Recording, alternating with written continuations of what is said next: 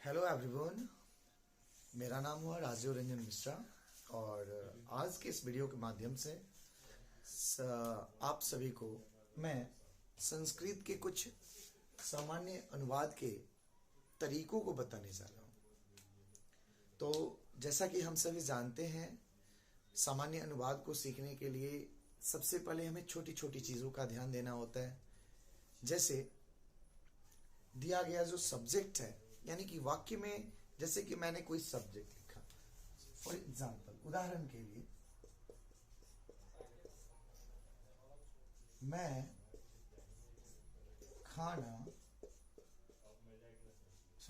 खाता हूं, तो यहां पर प्रयुक्त हूं के कारण मैं इस वाक्य को पहचान पाऊंगा या यह कह पाऊंगा कि जो दिया गया वाक्य है वह वाक्य सामान्य वर्तमान काल का है।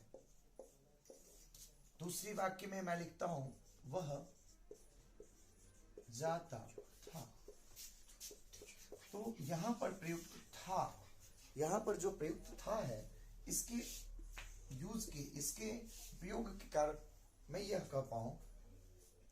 कह सकता हूं कि जो वाक्य है वो भूतकाल का है, या इसे हम अतीत काल भी कह सकते हैं। लेकिन यदि यही वाक्य हो कि तुम जाओगे, तो यहां पर प्रयुक्त जो गागेगी है, यानी कि जो हमारी मुख्य क्रिया है, उस क्रिया के अनुसार हम इस वाक्य को यह कह पाएंगे कि यह वाक्य जो है भविष्यत काल का वाक्य है। तो बचपन में भी हम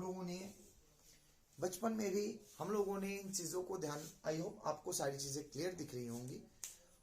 बचपन में भी हम लोगों ने इन चीजों को एक कविता के माध्यम से पढ़ा था कि है हो, हूं प्रेजेंट मानो, था थे थी को पास्ट, गागे गी को फ्यूचर मानो, लो बच्चों अब टेंस पहचानो। तो ये सबसे सामान्य तरीका होता है हमें टेंस को पहचानने का।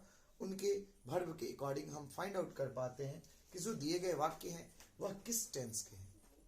चलिए, तो हम थोड़ी सी बात आगे की तरफ बढ़ाते हैं। अब हम इनके अनुवाद की तरफ बढ़ते हैं। तो इनके लिए सबसे पहले हमें जानना होगा कि जो दिया गया वाक्य है या जो दिए गई सब्जेक्ट है वो किसके अकॉर्डिंग है और किसके अकॉर्डिंग नहीं है। जिसमें सबसे पहले हम बात करते हैं इनके तो सब्जेक्ट्स के कैटेगरी के बारे में, जिसमें हमें सबसे पहले ध्यान देना होता है उनके पुरुष के बारे में। सबसे पहले जो आते हैं उन्हें हम प्रथम पुरुष कहते हैं। यहां पे मैं पूरा लिखना चाहूंगा, प्रथम पुरुष। तत्पश्चात जो आते हैं उन्हें हम मध्यम पुरुष के नाम से जानते हैं। मैं यहां पूरा लिखना चाहूंगा, मध्यम पुरुष।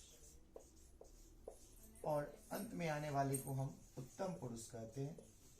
ये हम अच्छी तरीके से जानते हैं। चलिए, आई होप सारी चीजें आपको क्लियर दिख रही होंगी। चलिए, तो उसके बाद जो आते हैं उनको हम फाइंड आउट करते हैं 3 कैटेगरीज में, जिसमें सबसे पहले आता है हमारा एक वचन।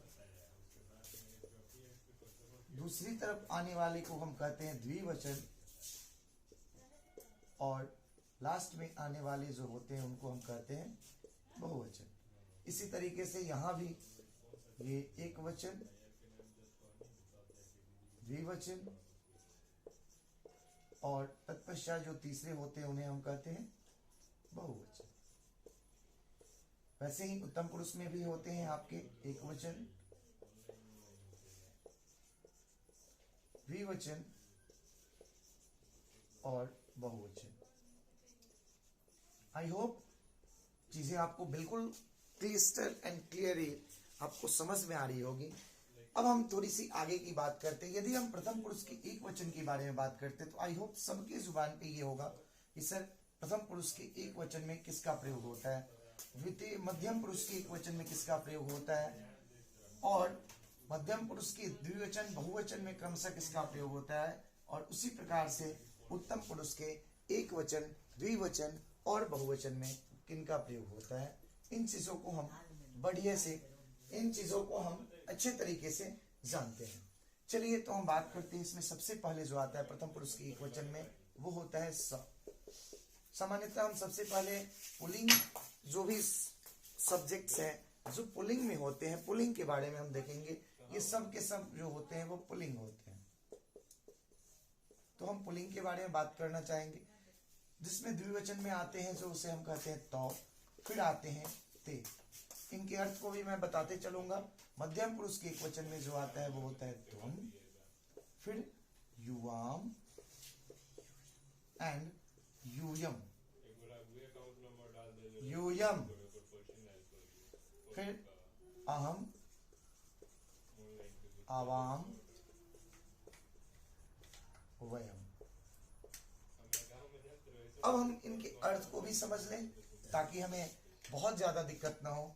और अभी तक आप ये सोच रहे होंगे कि सर जो बता रहे हैं वो किस टेंस के बारे में है, तो मैंने यहाँ पे किसी भी टेंस को क्लियरफाई नहीं किया है। देखिए, जो आपके सब्जेक्ट्स होते हैं, वाक्य में जो आने वाले सब्जेक्ट्स होते हैं वो या तो प्रथम पुरुष के एक वचन, द्विवचन या बहुवचन होंगे, या तो मध्यम पुरुष के एक वचन, द्विवचन या बहुवचन में होंगे, या उत्तम पुरुष के एक वचन, द्विवचन और बहुवचन हो सकते हैं। तो चलिए, इसमें ये सारे हैं जो कि पुल्लिंग्स होते हैं, यानी कि ये पुरुष के लिए यूज होते हैं, ये सब पुरुष के लिए उपयोग होते हैं। तो जिसमें सबसे पहले आता है जिसे हम कहते हैं सह। सह का अर्थ होता है वह, तौ का अर्थ होता है वे दोनों, और ते का अर्थ होता है वे सब। तत्पश्चात त्वम का अर्थ होता है तुम, और युवाम का अर्थ होता है तुम दोनों, और यूयम का अर्थ होता है तुम सब। उसी प्रकार से अहम का अर्थ होता है मैं या हम, आवाम का अर्थ होता है हम दोनों, और वयम का अर्थ होता है हम सब। अब यहाँ पर हमें सबसे आवश्यक जो कार्य होता है वह होता है इनको याद रखना कि प्रथम पुरुष के एक वचन में होते हैं सह, जिसका अर्थ होता है वह। प्रथम पुरुष के द्विवचन में होते हैं तौ, जिनका अर्थ होता है वे दोनों। प्रथम पुरुष के बहुवचन में होते हैं ते, और इनका अर्थ होता है वे सब। उसी प्रकार से मध्यम पुरुष के एक वचन में होता है त्वम, जिसका अर्थ होता है तुम, और द्विवचन में होते हैं युवाम, जिनका अर्थ होता है तुम दोनों, और बहुवचन में होते हैं यूयम, जिनका अर्थ होता है तुम सब। उसी प्रकार उत्तम पुरुष के एक वचन में होता है अहम, द्विवचन में होता है आवाम, और बहुवचन में होते हैं वयम, जिनका अर्थ क्रमशः होता है मैं या हम, आवाम का हम दोनों, और वयम का हम सब। यहाँ पर हम एक सूत्र की भी बात करेंगे जिनका प्रयोग सामान्य वर्तमान का, यहाँ पे मैं लिखना चाहूंगा सामान्य वर्तमान काल, जिसे हम लट लकार भी बोलते हैं। क्या बोलते हैं हम? आई होप चीजें आपको दिख रही होंगी। लट लकार। तो लट लकार की जब बातें करेंगे, सामान्य वर्तमान काल के वाक्यों की अनुवाद करेंगे, तो ये सूत्र हमारे लिए परम आवश्यक होगा, जिसमें सह के साथ हम लगाएंगे जिसका नाम होगा ती, तौ के साथ प्रयोग होने वाले होते हैं त, और ते के साथ हम प्रयोग करते हैं अंति का। सेम उसी प्रकार से त्वम के साथ सी, युवाम के साथ थह, और यूयम के साथ थ, अहम के साथ आमी, आवाम के साथ आव, और वयम के साथ आम का प्रयोग करते हैं। इस प्रकार से सारी चीजें बिल्कुल क्लियर हो जाएंगी। आई होप आपको सारी चीजें दिख रही होंगी, सारी चीजें बिल्कुल क्लियर होंगी। आप सारी चीजों को ध्यान से और बहुत अच्छे तरीके से नोट करके आगे बढ़ते चलेंगे। मैं अगर थोड़ी सी आगे की बात करूं तो उसके लिए हमें कुछ जगह की जरूरत और पड़ेगी। अब बात करते हैं कि सर ये सारी चीजें तो आपने बता दी, लेकिन सर क्या इनका प्रयोग आप बताएंगे?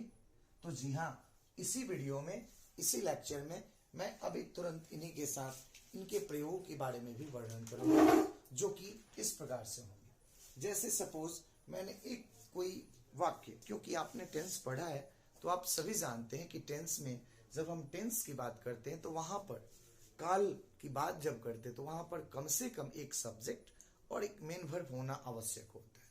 तो वर्ब को संस्कृत में धातु बोलते हैं, ठीक है। तो हमें कुछ धातु लेना होगा, जैसे मैंने एक धातु ले लिया खाद, खाद जिसका अर्थ होता है खाना। तो आई होप चीजें आपको समझ में आ रही होंगी, आप नोट भी कर रहे होंगे। अगर आपने अभी तक नोट नहीं किया है तो वीडियो को पॉज करके आप इन सारी चीजों को नोट करें, और नोट करके आप उस वीडियो को फिर पुनः 1 2 बार 3 बार 4 बार 5 बार देखें, ताकि सारी छोटी छोटी जो भी कंसेप्ट्स हैं आपकी वो दूर होती जाए।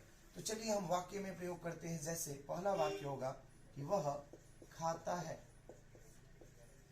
तत्पश्चात तो वह का संस्कृत हम जानते हैं कि सह का अर्थ होता है वह, और जैसे ही मैंने देखा कि खाता है तो है हो वर्तमान काल होता है, तो सह खाद, क्योंकि खाद तो खाद है। अब सह के साथ हम प्रयोग किसका करते हैं, तो यहाँ पर मैंने बताया था कि ती का प्रयोग करते हैं, तो सह खाद ती, और इस तरीके से हमारा वाक्य बन जाता है। दूसरा वाक्य भी हम बनाते हैं, वह के बाद वे दोनों आते हैं। चलिए वे दोनों खाते हैं। यहां पर हम किसी और भी धातु रूप को ले सकते हैं, खाद की जगह पट, गच, जो भी धातु शब्द आपको और भी याद हो, या फिर मैं होमवर्क के लिए अभी इस वीडियो के साथ साथ मैं अटैच करूंगा एक लिंक को, जिस लिंक में आपको वो सारी चीजें मिल जाएंगी। आप वहां लिंक को खोलेंगे और उन सारी चीजों को अपनी कॉपी में नोटवर्क करके और एज अ होमवर्क आप उन सारी चीजों को करेंगे। तो यहाँ पर वे दोनों का अर्थ संस्कृत होता है तौ, और खाना का होता है खाद। केवल हमें ये ध्यान रखना है कि तौ के साथ हमें किस विभक्ति का यूज करना है, यानी तौ के साथ इस सूत्र में वर्तमान काल में लट लकार में कौन सी लगती है, तो यहाँ पर लगता है खादता। अब चलिए हम बात करते हैं उत्तम पुरुष के एक वचन में। तो उत्तम पुरुष के एक वचन में अगर हमें वाक्य मिल गया कि मैं या हम खाते हैं, तो मैं खाता हूं। तो यहाँ पर मैं के लिए हम जानते हैं कि अहम होता है, और अहम, अहम को मैंने जैसे लिखा तो खाना का लिखना पड़ेगा, अहम खा। और हमें पता है अहम के साथ प्रेजेंट टेंस में वर्तमान काल में आमी, तो यहाँ पर आमी का यूज करेंगे, और इस तरीके से ये चीजें कंप्लीट हो जाएंगी। चलिए यहाँ लेक्चर के साथ साथ मैं कुछ धातु शब्द देता हूँ। आई होप सारी चीजें आप बिल्कुल करेंगे, और ये सारी चीजें आपको लिंक में और भी बहुत सारे PDF मिल जाएंगे, जहां से आप उन सारी चीजों को डाउनलोड करके और उनको भी कर लेंगे। तो आप इसके साथ खाद मीन्स खाना, पठ अर्थात पढ़ना, और एक और शब्द धातु का मैं देता हूं, धात्विक शब्द जो है गच, गच, गच का अर्थ होता है जाना। तो ये आपके होमवर्क रहेंगे, आप इनको जरूर करके लाएंगे। और आई होप ये वीडियो आपको पसंद आई होगी तो आप इसे लाइक कर दें। चलिए, और इसी के साथ हम आज की क्लास को ओवर करते हैं, फिर मिलते हैं एक छोटे से पीरियड के बाद, यानी कि कल। Thank you, have a good day, have a great day to all of you. Thank you.